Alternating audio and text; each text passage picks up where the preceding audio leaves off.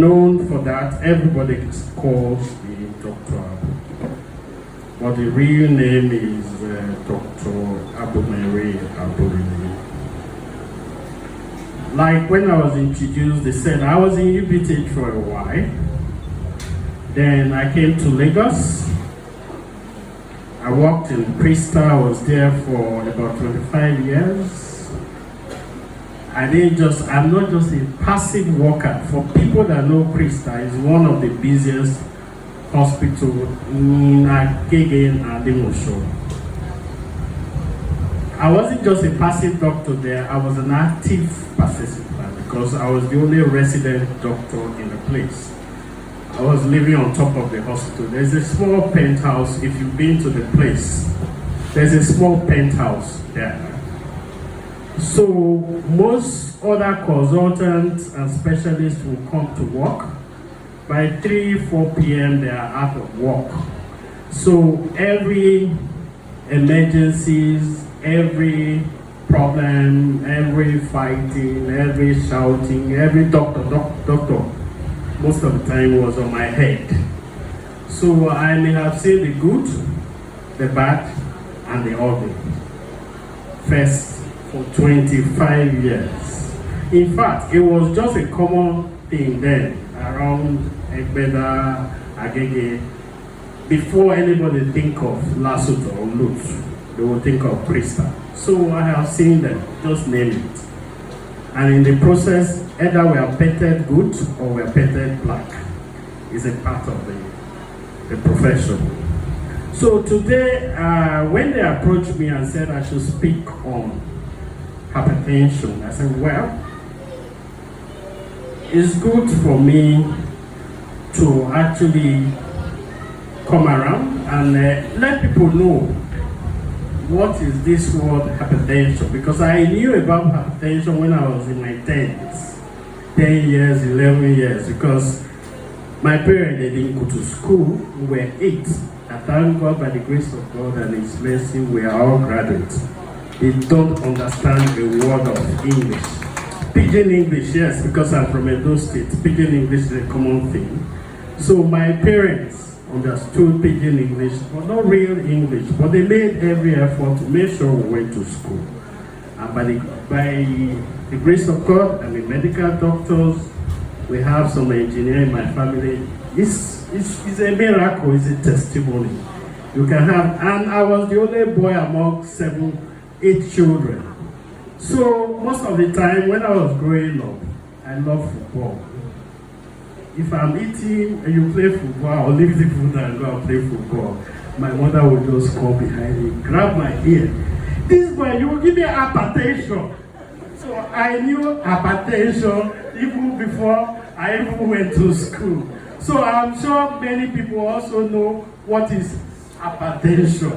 But right, I want to actually go further and make you realize the true meaning of hypertension is not what my mother used to say, you will give me hypertension. So we all have heard of that word. Well, the first slide there is saying hypertension. The next slide. So I just emphasize why we have to actually, what hypertension is. Another name for hypertension is high blood pressure. It's very common,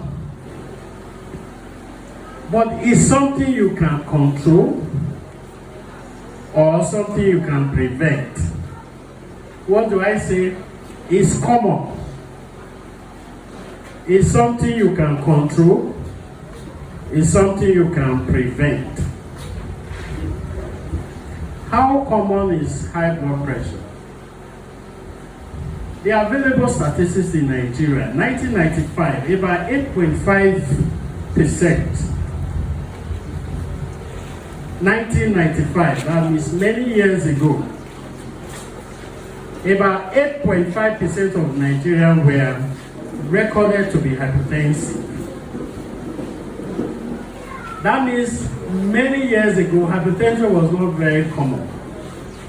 It was an Oyibo thing.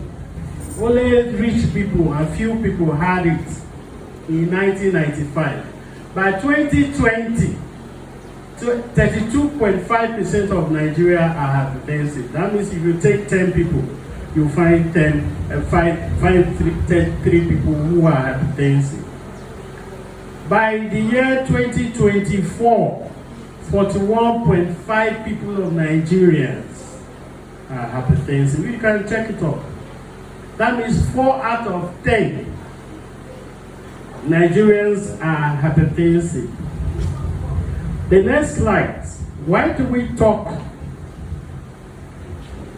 about hypertension in the house of God? I decided to go to the Bible. When John was writing to guys in 3 John 1:2, he said, "Beloved, I wish above all things that you may prosper, family prosper in your business, prosper in everything, and be in good health," because you have to be in good health to even enjoy your prosperity. You don't, if you actually read the book of Ecclesiastes, you find out where the writer of Ecclesiastes said, all these words you accumulate without good health is vanity. If you don't have a good health, whatever you achieve, it's all vanity. So be in good health as well as your spiritual health prosper. That was his prayer to his beloved good friend. And the other biblical thing why you should talk about hypertension in the house of God, he said, your body is the temple of the Holy Spirit. That's what he said in 1 Corinthians chapter 6, verse 19. If your body is the temple of the Holy Spirit, that means he also said it's not of your own. You were bought with a price. If it's a temple, that you know what temple is? I'm sure nobody will come here and defecate inside this space. Everybody that comes here will make effort to take care of this space. That's what God has actually made you to do.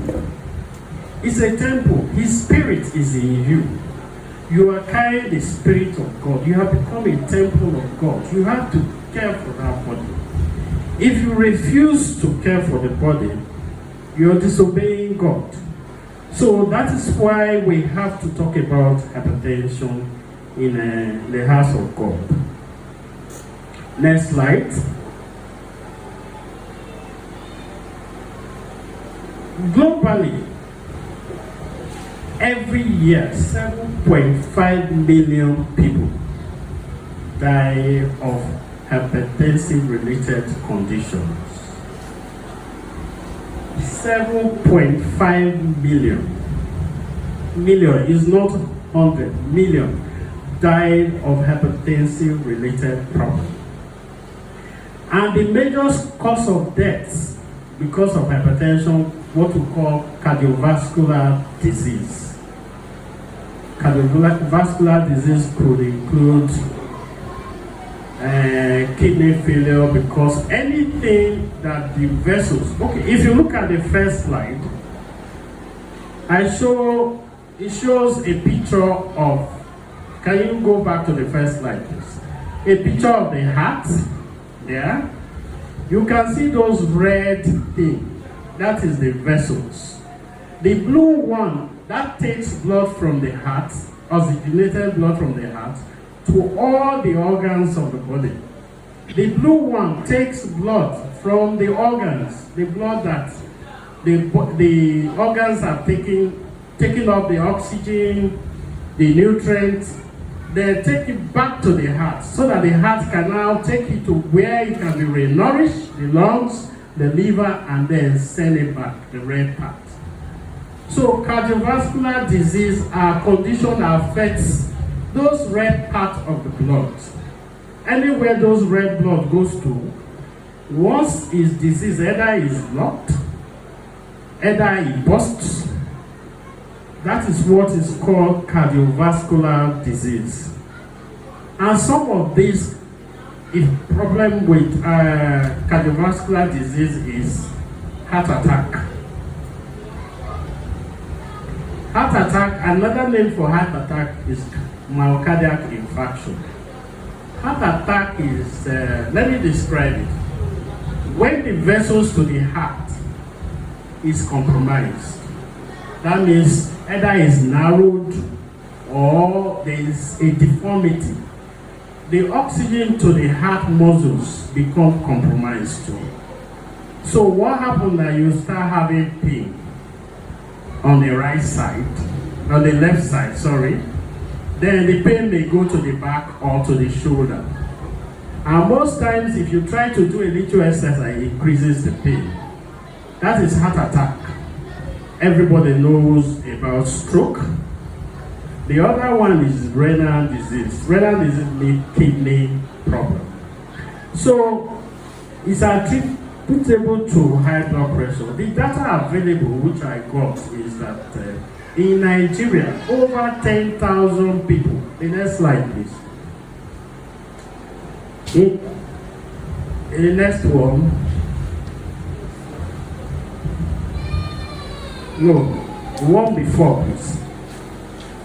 Okay, in Nigeria, over 10,000 people die of hypertension-related problems. Sorry, if you don't mind me, because I just I look at the crowd and say, okay, fine, my parents will be here who don't understand the word of high-level English, but they, as illiterate they were, they could understand a bit of pidgin English. I don't mind, I can break some of these things down in pidgin English. I can make it very simple.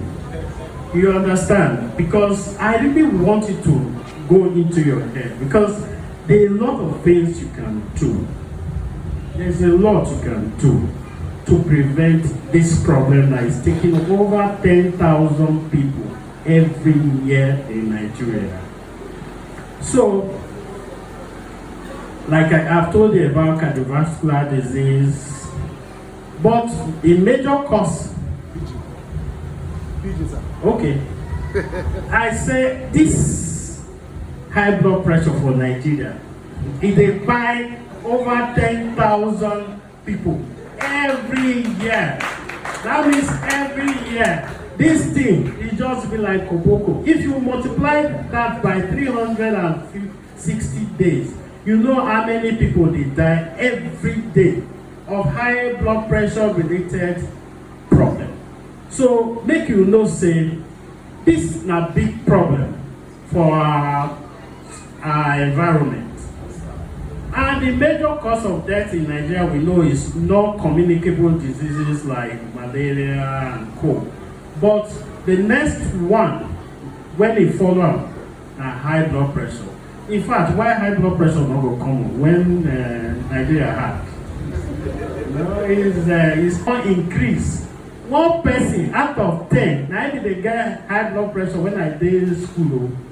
Well, by 2020, by the time you gather 10 people together, you find 3 of them get high blood pressure. Even now, the way the current records say, if you gather 10 together, ever more than 4 or 4.5, that's the statistics, get high blood pressure.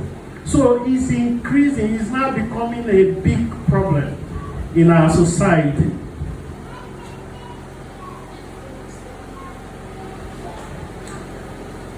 And the two major causes of death from high blood pressure are usually, the first one is stroke.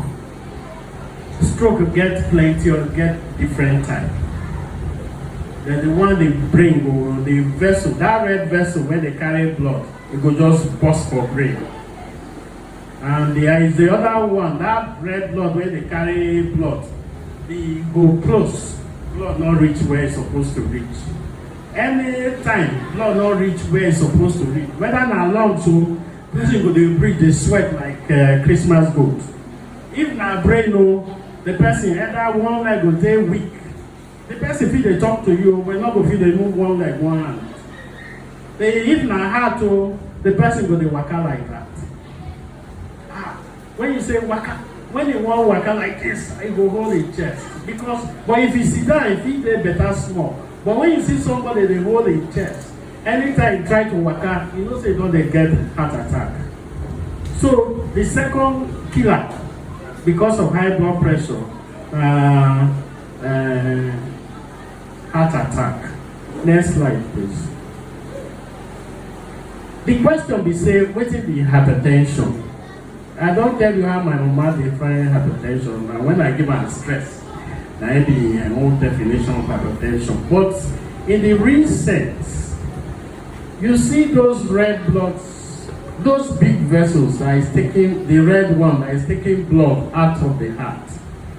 As the heart pump, the thing will expand. That expansion, now we call pressure. As the heart pump, that thing be like collapsible tube.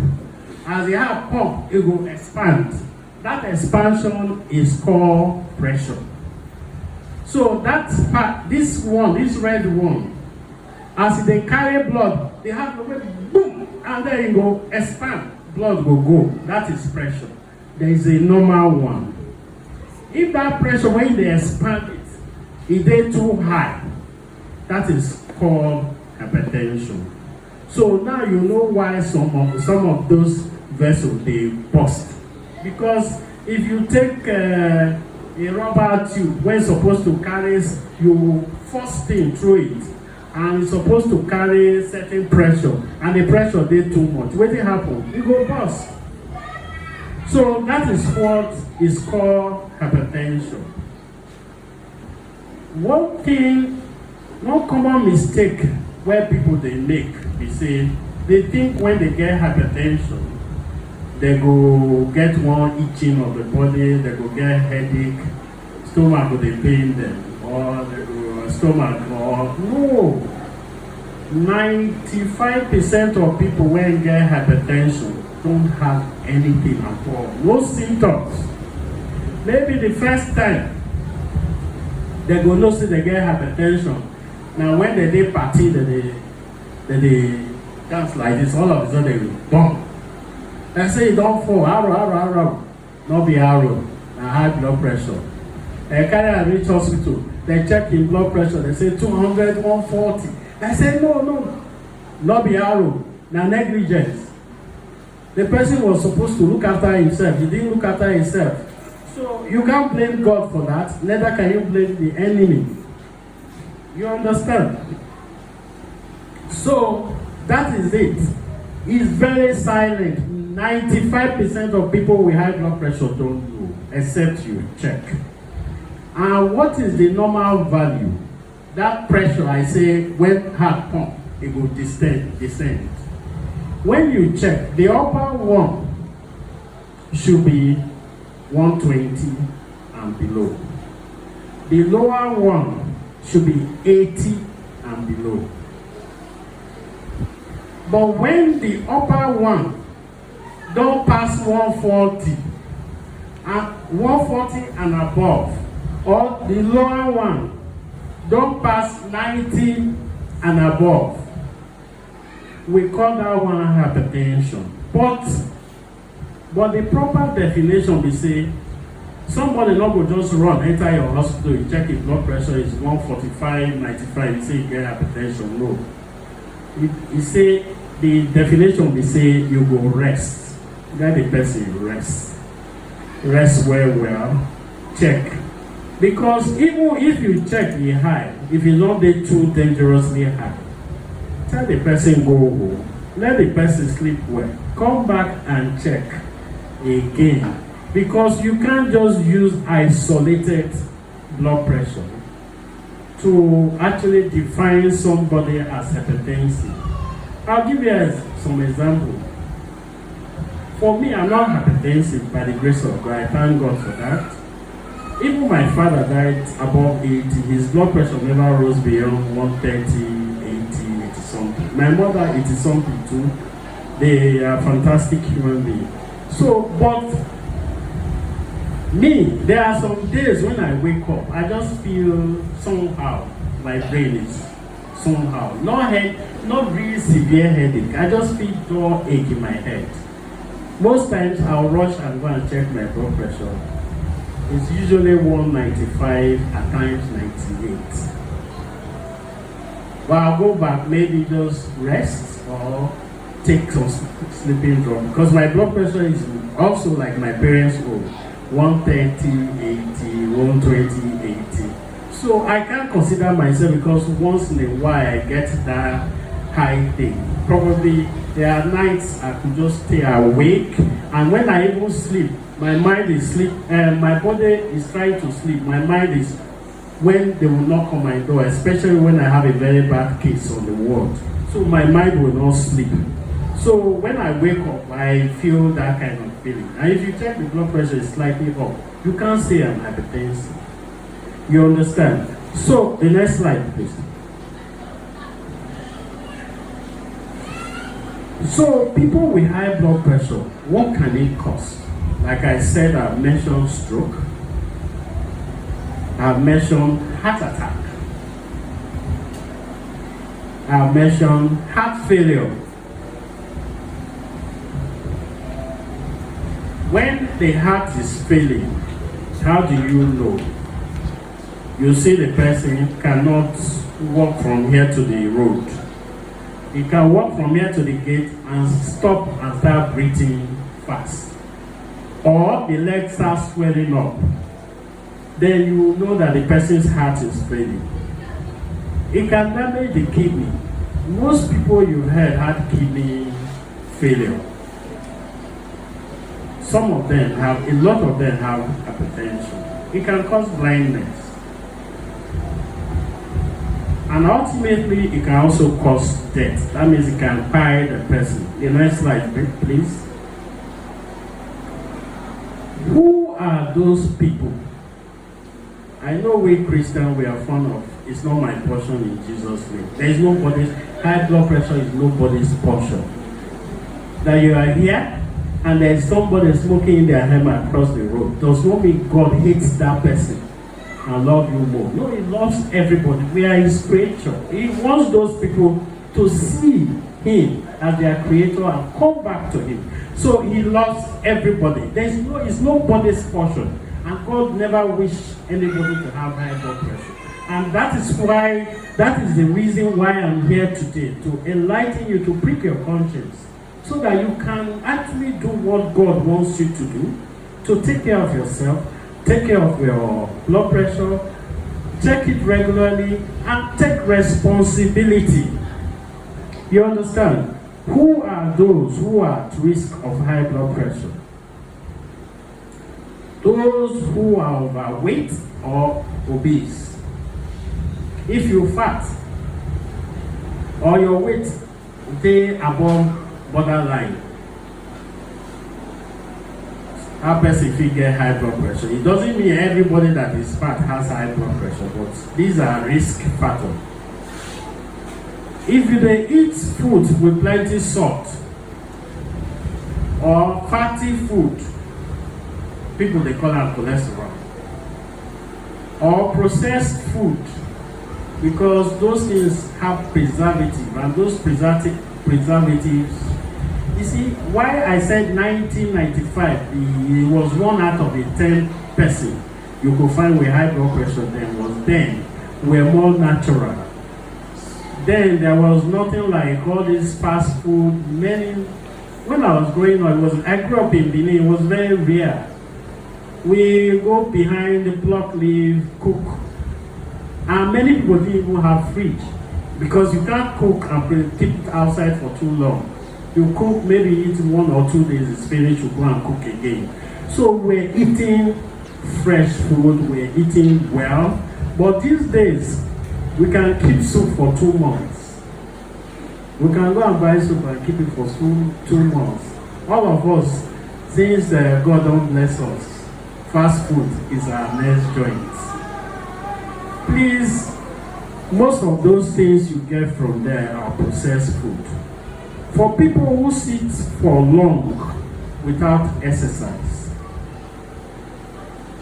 you are prone to high blood pressure. For people who smoke, or who drink alcohol, the person is prone to high blood pressure. If you live a stressful life,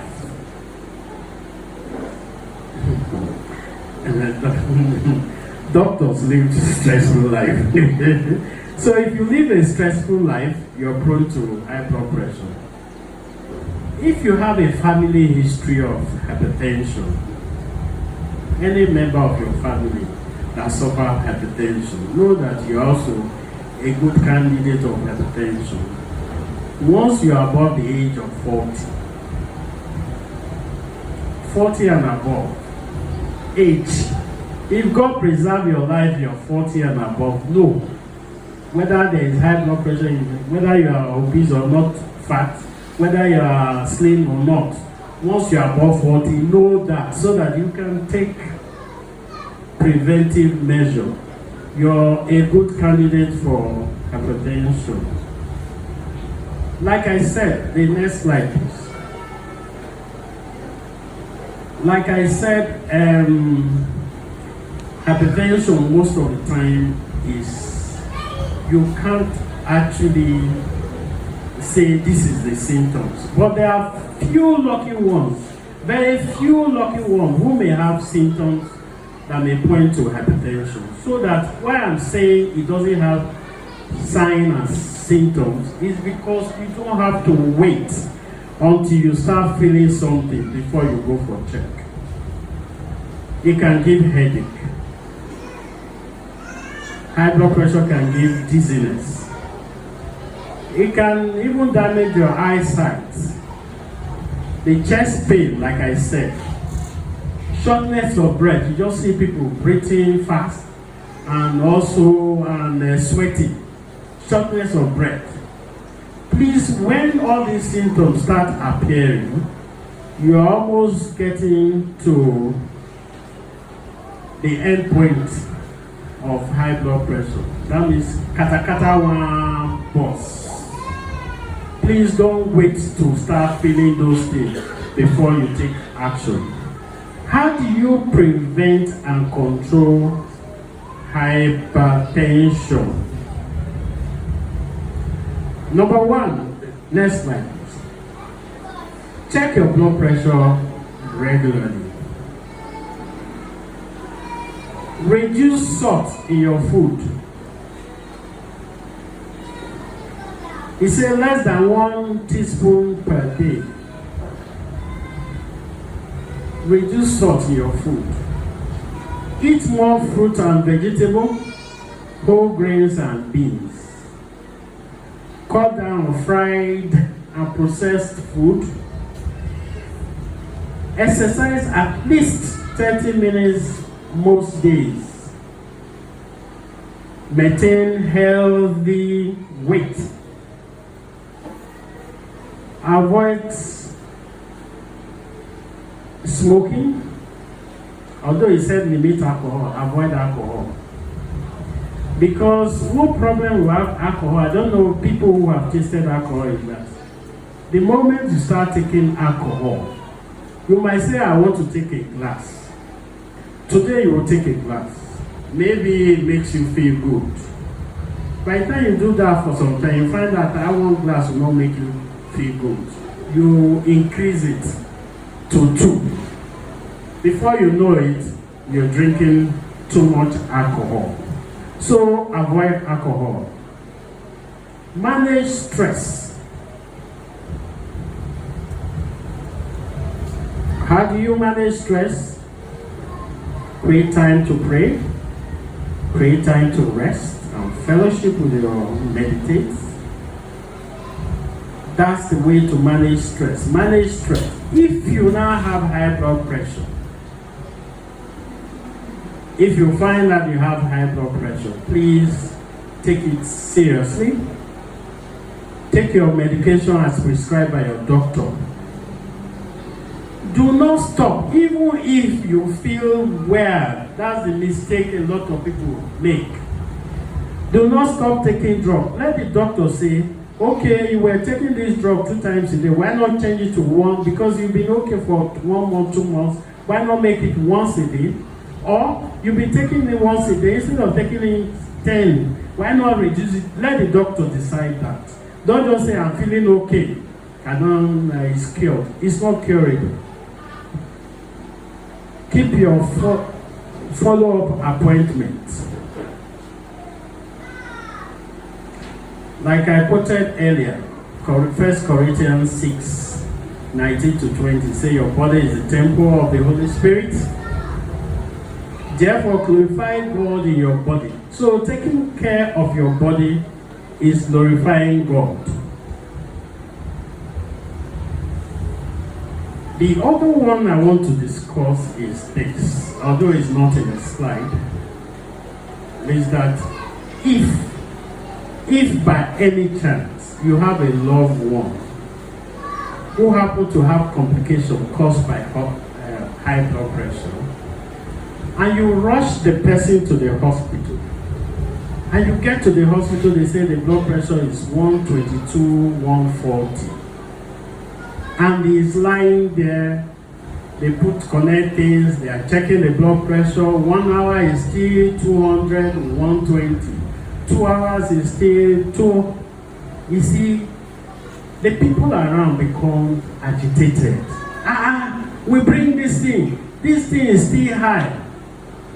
Let me warn you, if you rush somebody to hospital with high blood pressure that had a stroke, and you make the blood pressure okay within some few hours, you either kill the person or you make the paralysis worse. I will explain to you why. Once there is a stroke or the vessel burst, it's like somebody hit your body like this, it goes swell. That place when it swell, blood not dey reach am well because it don't increase in size. The blood vessel not go increase. So the cells there not dey get enough oxygen. So you need high blood pressure to be able to push blood into that place when it swell. If you crash the blood pressure, you reduce oxygen supply to that place. So the number of cells when it go die more than the number of cells if you leave the blood pressure. So the golden rule is don't rush to crash the blood pressure. Don't pressure doctors to crash. If you find a doctor, you rush in there, the blood pressure is high, is giving drugs to. There are drugs you can give, blood pressure will go down. If you do it, you either kill the person or you make the paralysis worse. So the golden rule is that leave the blood pressure alone, because the brain that is swollen still needs the high blood pressure for blood to reach the brain and supply oxygen. If you make it low, I'll give you an example. There was a patient that came many years ago. The person just woke up in the morning weak. He said for 2 days the hand has been very weak. Not too weak. But when he entered the hospital, then they called me. It created a lot of scene for us. The blood pressure was very high. They now gave drug and the blood pressure crashed. When the person woke up, the hand and the leg could not even move. Complete paralysis. The wife said, hey, 2 days, we enter this hospital. Now, my husband cannot walk again. What kind of stupid hospital and doctor is this? But I knew what happened. Being the person that have to oversee the hospital, there are things you don't tell patients. So we try to actually paint it and make it look that when you came, it was an ongoing process. But now, it has actually fully manifested. But the truth was that because the young doctor that saw panic and crashed the blood pressure, you should have just left the man alone. Yes, the family will be on your neck. The blood pressure high. Now we bring and come. Why is it high? Not knowing that you are doing the person a lot of good by leaving the blood pressure. What you now do, you use your own understanding and knowledge to balance it up. Don't let it be too high. Don't let it be too low. There are things you can give. There are certain drip you can give. Special drip. It will shrink. It will remove some of the water from the brain. And in the process, it will make the person urinate a lot. It may bring the blood pressure down a little bit. You don't want the blood pressure to be very high. You don't want it to be low. You have to balance up things. Because if you don't, you either kill the person or you make the paralysis worse. And the last slide here is the take home. What are you going to take home from here? Even if you don't remember all those grammar when I talk, everything I've said today, remember that hypertension is common. I said 4 out of 10 people you gather have high blood pressure. Remember that you can prevent it. And if you have it, you can control it. Remember, high blood pressure is a silent killer. You know they send message. You know they converse with you. You know they cause itching. It may not even cause headache. It may not cause anything. And the first thing, the time when you get excited, they do what they do. And there you just fall like that. And at the time they go no showing high blood pressure thing. I also remember I said the little thing, walking from here to walking around every day, even going to your garden to do small walk, and it can make a big difference. Let me tell you a little story. My uncle, the most senior person in my family, is now about 81 years. We went to him in the village. I saw him. You know that he can do much. He has a farm, but he pays people to work on the farm. It's not that he's poor. He's comfortable. He's a politician. Comfortable. He pays people to work on the farm, and you still see him. He may just be working. His whole day work might just be clearing just this small place. So one day I said, "Uncle, why are you sleep?" He said, this is how to stay alive.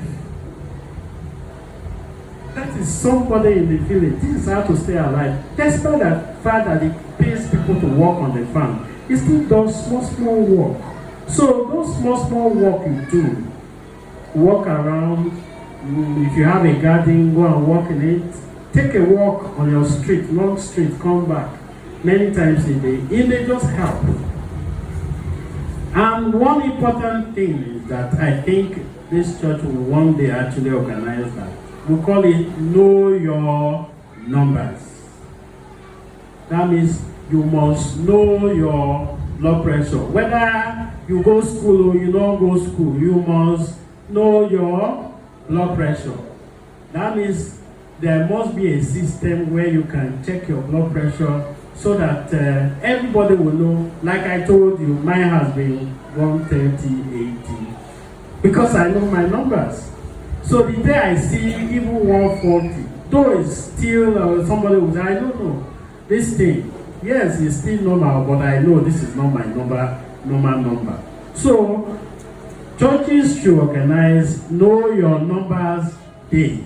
That means everybody should know their number. And the last slide is says, stay healthy, stay strong, stay in Christ. And thank you for listening. Come on, jump your hands. Come on, that's the best you can do. Come on.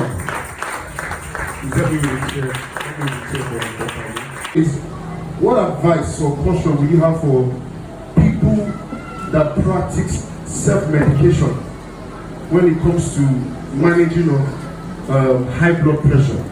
There are some people that are aware they have high blood pressure. You've seen their numbers over a period of time and it's showing that it's really high. And maybe they go to the pharmacy and, the pharmacy will never tell you that I don't get medicine. I hope you notice that. Have you noticed that? If you go to the pharmacy, they can never tell you that they don't have medicine. They can never tell you go back. They will give you something. Praise the Lord. They will give you something. So, and they might take that thing for the first time. It might crash the day, But is that the best way? Is that advisable on the long run that someone should be practicing self-medication? That's one. Number two here is how do you really know your numbers? Is it that it's 2 days, you monitor it for 2 days, is it 3 days, is it a week, is it 2 weeks, is it a month? How do you come to the point where you say, okay, this is my number? Hi, thank you, doctor.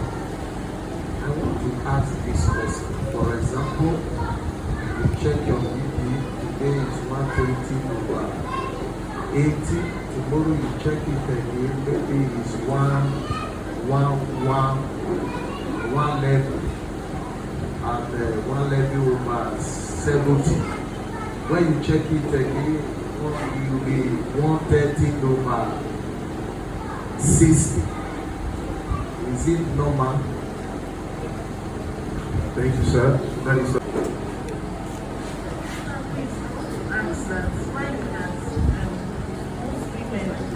most women, they do have high blood pressure during the time of their pregnancies, and they do call it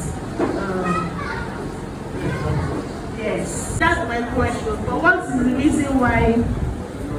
Yes, being my first time and second time. When we advise to those who self-medicate, because in everything, everybody is a doctor. It's true, because is one of the challenges we face.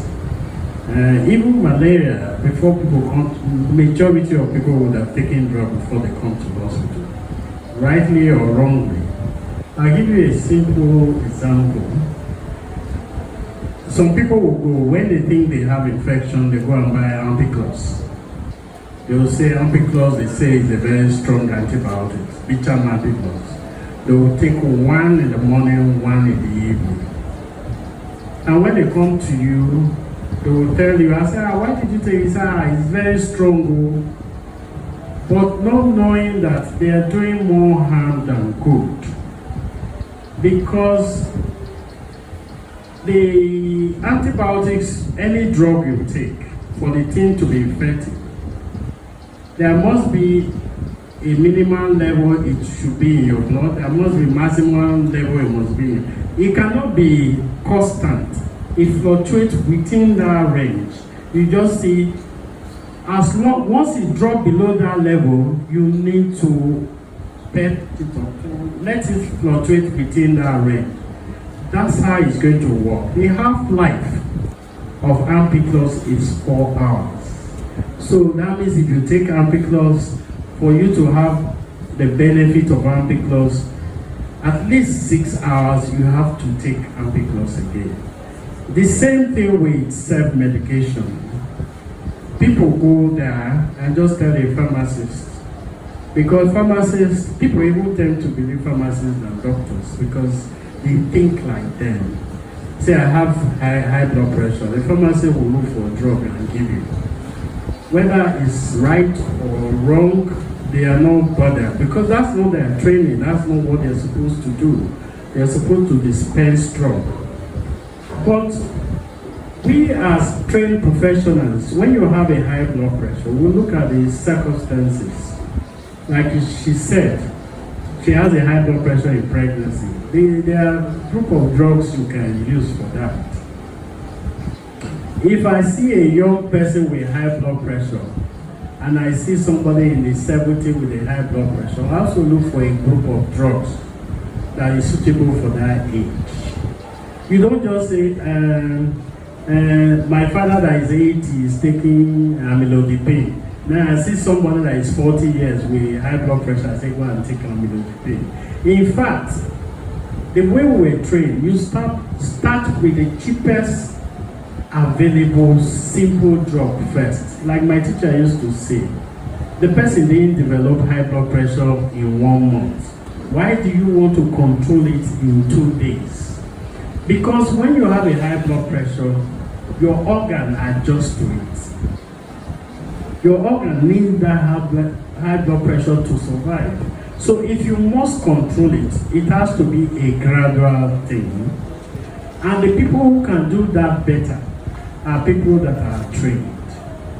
If you go to a pharmacist, all they know is that They look for drug. This drug is very potent.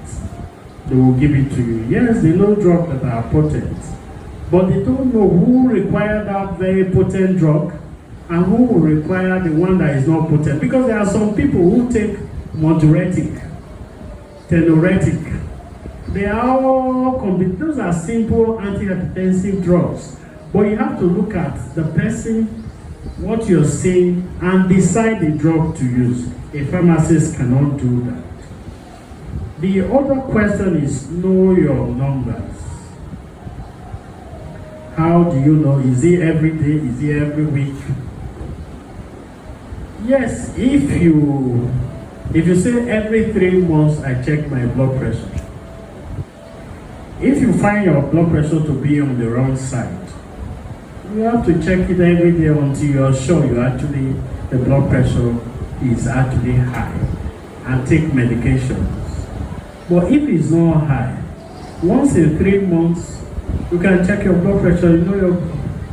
You know your blood numbers, and when you start feeling those symptoms I highlighted before, you can go back again and see whether, like I told you, my blood pressure is stable, it's normal, I don't take drugs.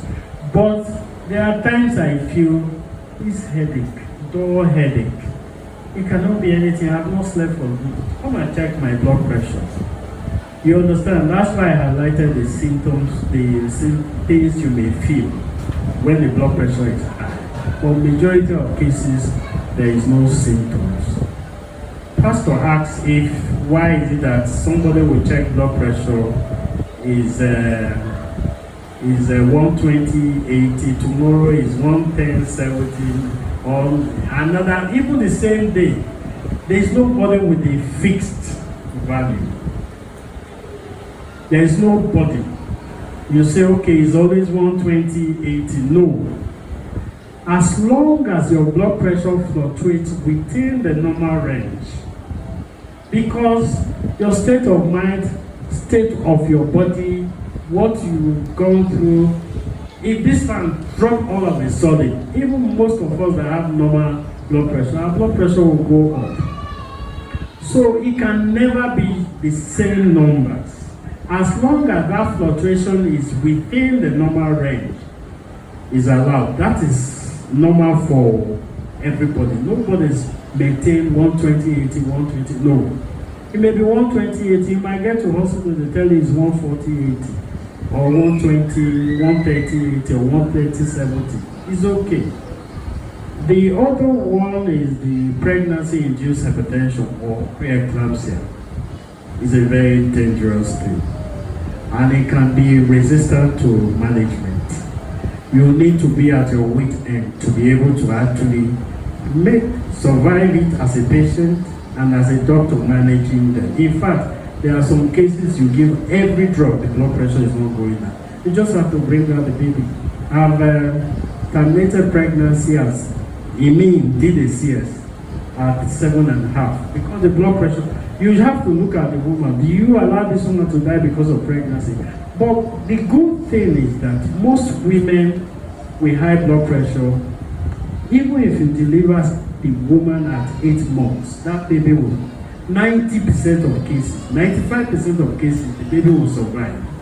The baby might be very small, very, very small, but the baby will survive because baby that go through stress, high blood pressure deprive the baby of oxygen, blood supply, nutrients.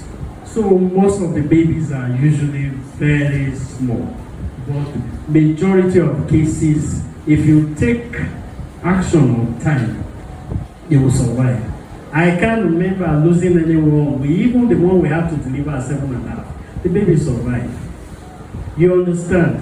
But most times we have to do a cesarean operation on them. But the cause of preeclampsia, nobody knows. Medically, we don't know. We don't know because all we know is that there might be an offensive agent coming from the placenta. There are a lot of hypotheses that say maybe the developmental process of the placenta is defective. So it's secreting some toxic waste that go through the system. Because anybody with high blood pressure in pregnancy is a progressive damage to organs.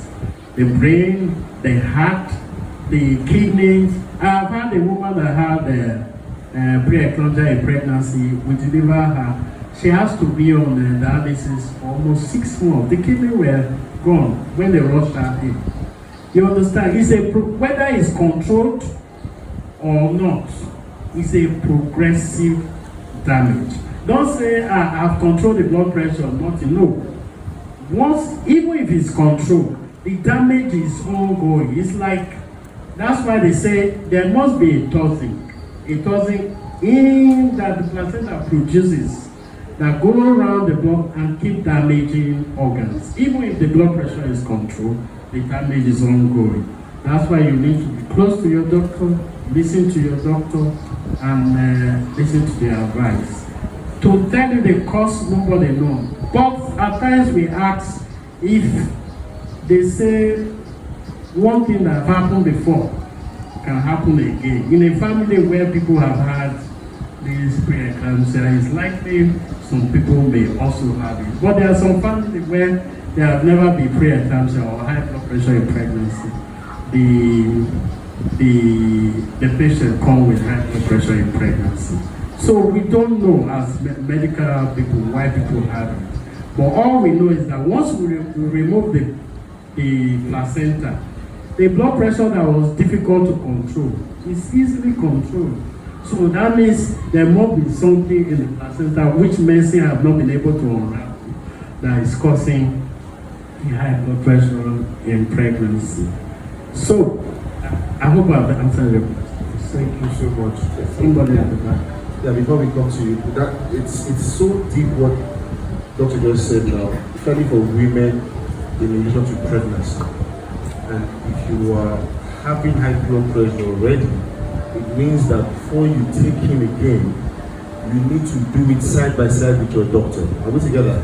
This is very important because what he's saying, when he said what the pressure? Preeclampsia is women that are high blood pressure that are pregnant in pregnancy. Okay, that's the meaning of that word. So please, women, if you want to take in and if you're already having high blood pressure, it's very important that you consult your doctor.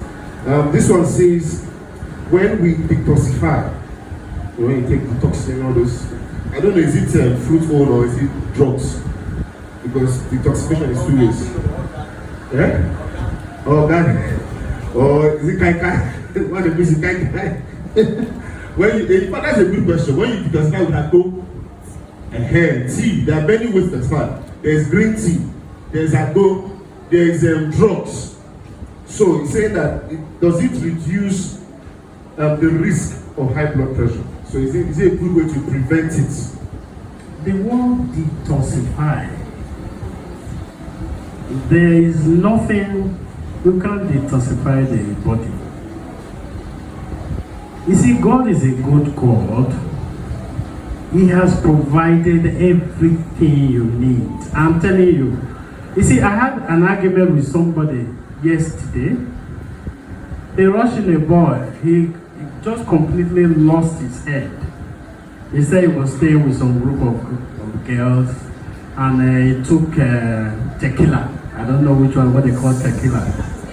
And I'm sure that tequila, they must have spiced it with Indian hair. So the guy was shouting, I've disgraced my parents.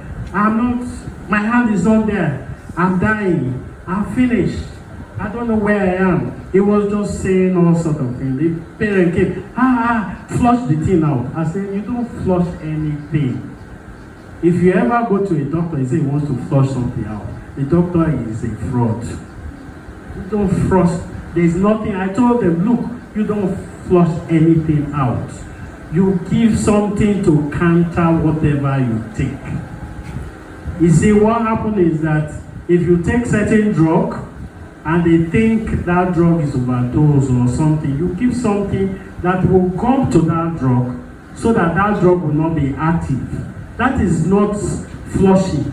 That is not detoxification. You can't detoxify. No, there's nothing like that. You can take supplement, yes. To say you are detoxifying, you don't detoxify. God has provided the liver. Your liver is there to detoxify your system. That's the purpose of the liver. It detox continuously, your body is being detoxified. You don't need any other fraudulent way of detoxifying. Yes, all those things are just supplements. Yes, they are vitamins you take to help those cells to function well. It doesn't mean you are detoxifying, it's the organ that detoxifies. So I've heard of that. I also heard of people say they will connect some machine and all sorts of things. Those are fraudulent ways of extorting money from you. There is nothing like detoxify, nothing detoxify the system. If they put it there, okay, let me tell you a simple thing which all of us are aware of. Do you know all these Abumere teething mixture are purely paracetamol and a drug that is similar to Piriton or in the same group as Fenigal? Teething mixture, every teething mixture you have in Nigeria under the sun is just purely paracetamol. Yes, Abumere, Pecan, they give to newborn babies. You see, they call it teething mixture. Just like people call Boboro and all sort of, they are all deceits. They should give you a proper name. Let me tell you the story of teething mixture because there are a lot of women here and some of them have had baby. They've been told to use teething mixture. Teething mixture 1990 is different from teething mixture of today. Pecan of 1990 and Abumere of 1990 is different from Pecan of Abumere of today.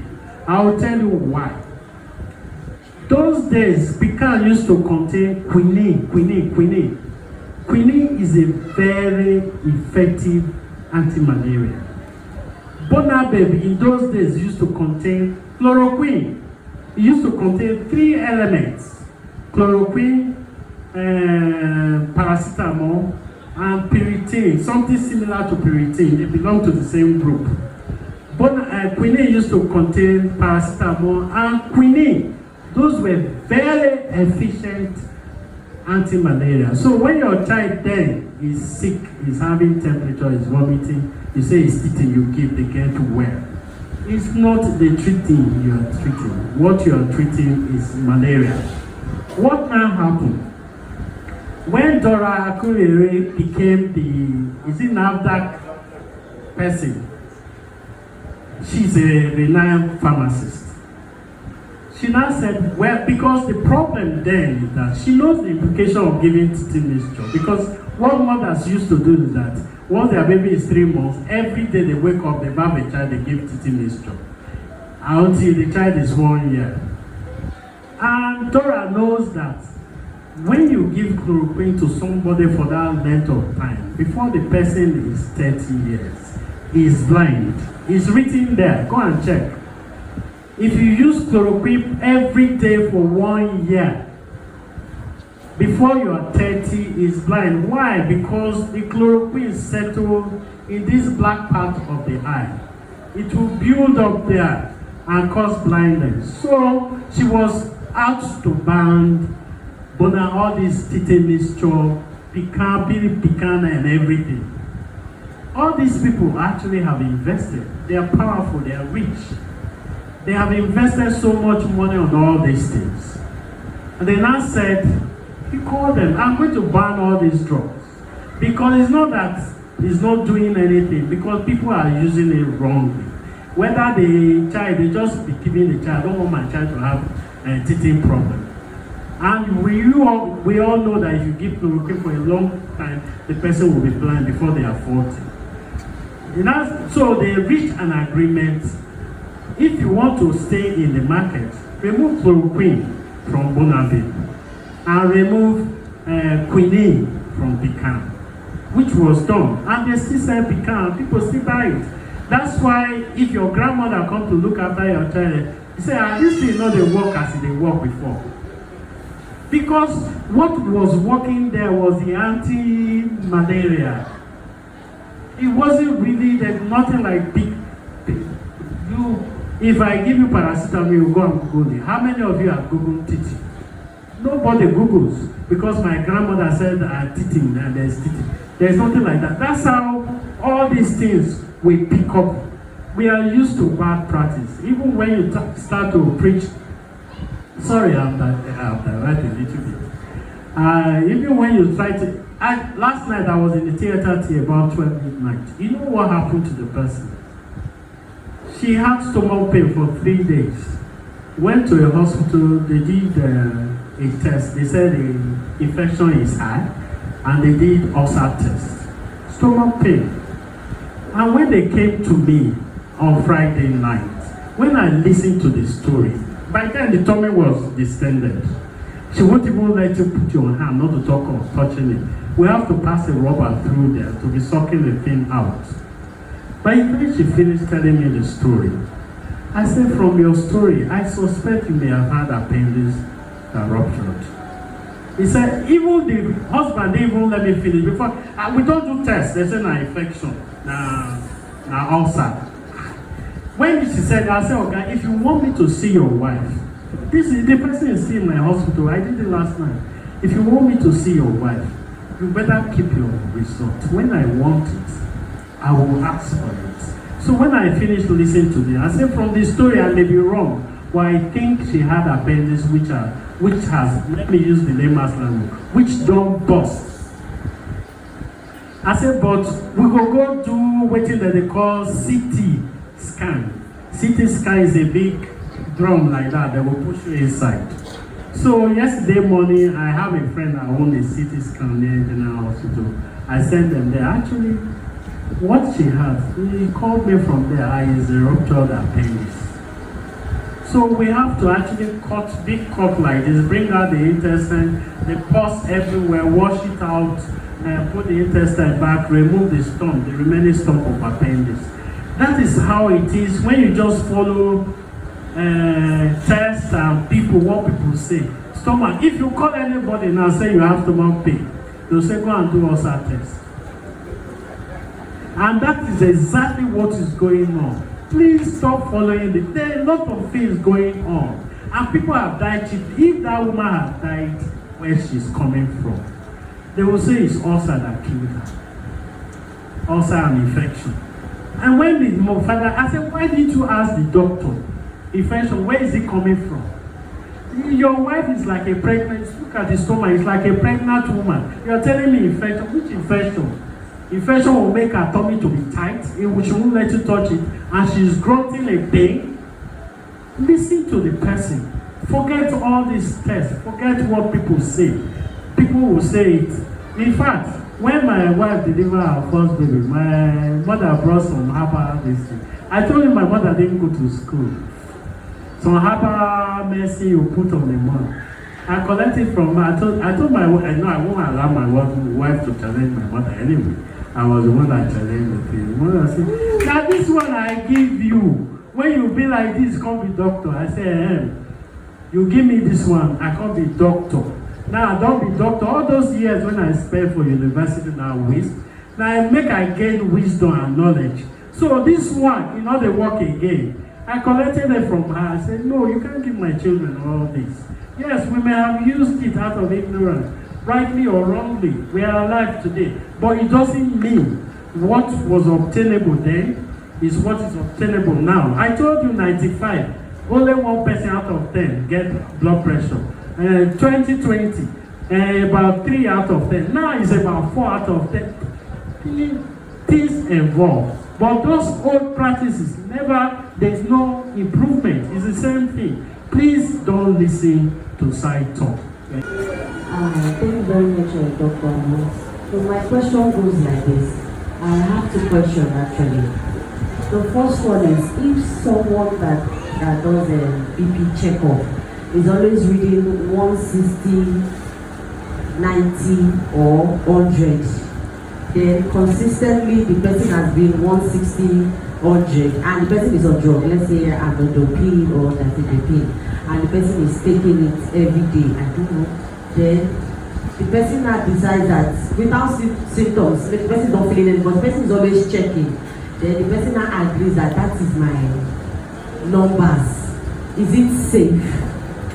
Is that that number safe for that person to stick to, and the person is still taking to the person is taking BP medication? Is that number safe?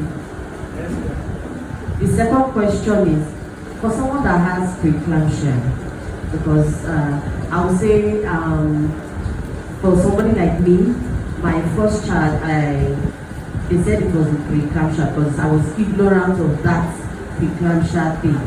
Then the second pregnancy, when I had my daughter, the first one I lost, the second one, my daughter, it was still preeclampsia, but there was no more knowledge. I wasn't into it but when I had my son pregnancy, I was having cases of high BP, low BP, high BP, but it was not getting to that stage of 160, 180, but I was taking my drug, but it was still preeclampsia that I had to do emergency CS to take out my son. So with that kind of person, I would really advise that if the person wants to be pregnant, is it advisable to still carry belle again with that type of case? This question is you a personal question.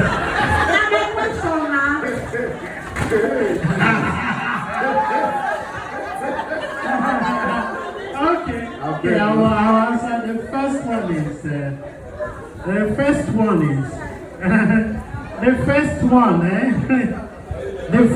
the blood pressure.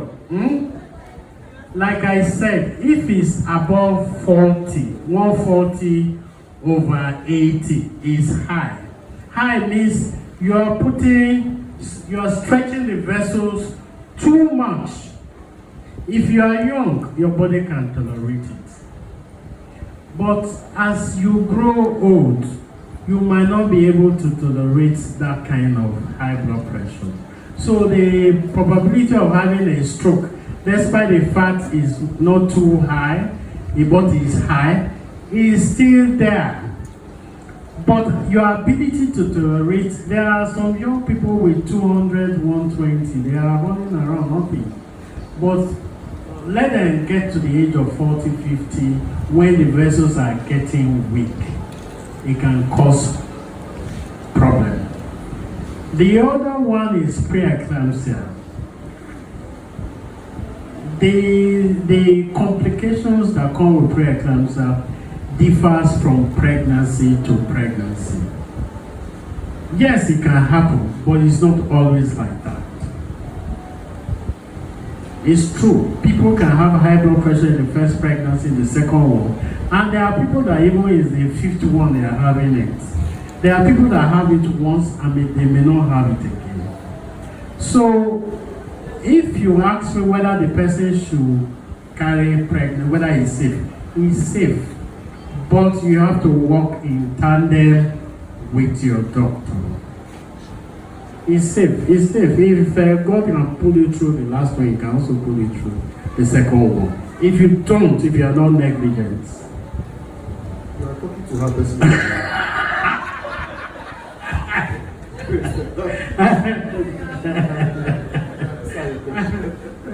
Praise the Lord. Hallelujah. God bless you. Thank you. Thank you very much. My question is this: it's concerning about ulcer. If ulcer also cause high blood pressure, because whenever the stomach is disturbed, the people will have. Okay. Is that all? Yes, right. Okay, ulcer does not cause high blood pressure, but you can have ulcer attack, that acute attack, and your blood pressure is up. It's just like before I came, I had to admit a woman for rest. She's been taking a picture of her blood pressure, 120, 80. But when she came now, the blood pressure was 160, about 108. And she told me, "Doctor, I have not slept since yesterday. My landlord has given me quick notice." You understand? So, and I said, "But your blood pressure is high." I said, "Yes." She showed me her phone. She has this monitor. She takes the picture and she checks her blood pressure, and they have all been normal. So if you have an ulcer, that's a distress. You feel uncomfortable, your blood pressure could go up. But it's not the cause of ulcer. It's just like anything that can make your blood pressure go up. So those ones, you need to treat the ulcer, let the person rest well, the blood pressure will be up. All right, so the very last question. Does sex increase high blood pressure? It's a very good question, actually. Both in male and female? And does sex reduce the rate of high blood pressure? Well, you've heard of people who died on top of a woman, or a woman died under a man. But if you actually look at the genesis of those things, it's high blood pressure. That excitement shoots the blood pressure up. The person could either have heart attack, or so normally, normal people, immediately after sex, their blood pressure is slightly up. It's not a cause, but it's slightly up. Just like ulcer pain will cause not sleeping and your landlord saying leave will make your blood pressure go up. Sex make blood pressure go up. So if it's up, you have not been taking good care, so the person can die. And say, I was in the hotel with 2 women and died on top of them. The person may be suffering from high blood pressure. All right, thank you so much, sir. Can we just jam our hands and appreciate it, please?